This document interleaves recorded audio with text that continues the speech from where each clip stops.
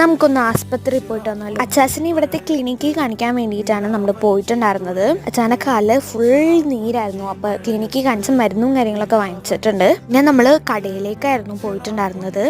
ഇത് വന്നിട്ട് അച്ചാൻ്റെ on ഷോപ്പായിരുന്നു. So നമ്മൾ കുറച്ച് നേരം അവിടെ ടൈം സ്പെൻഡ് ചെയ്തു. പിന്നെ ആ കടയിൽ ചെന്ന ഞാനാണ് അവിടുത്തെ ക്യാഷ്യർ ഗൈസ്. അപ്പോൾ അതുകൊണ്ട് തന്നെ ഞാൻ കുറച്ച് നേരം അവിടെ അച്ചാൻ കുറച്ച് കണക്കും കാര്യങ്ങളൊക്കെ പറഞ്ഞ് അതൊക്കെ നോക്കിക്കൊണ്ടിരുന്നു.